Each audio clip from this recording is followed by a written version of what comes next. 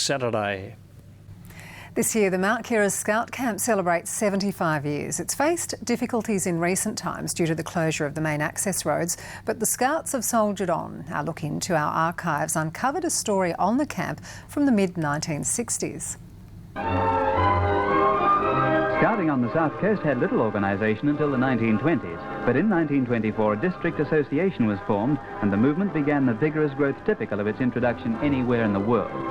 In 1940, South Coast Scouting got its biggest single acquisition, a tract of bushland donated by industry to become the Mount Keira Scout Camp.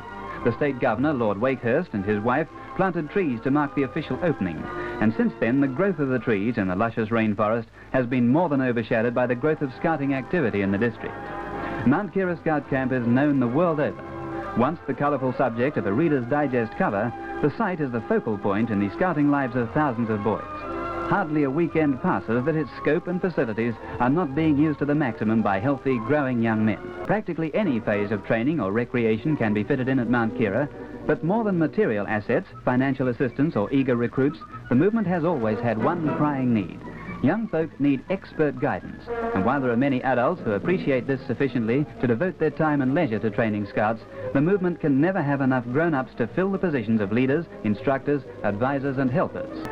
Adults learn to treat boys as individuals. While scouting requires set standards to be reached, the framework includes badges and activities to encourage any boy, no matter what his interest, to make the best of his own abilities and talents. Experience in real-life situations gives the boys the confidence to cope with them when they arise in an emergency. Cool, clear thinking is encouraged under pressure.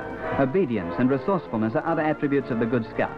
But above all, the movement hinges on the boy's natural love of adventure, fantasy, challenge. Riding along on the crest of a wave as the world is And these are the boys and the adults who together know that life is worth living, and scouting makes it so.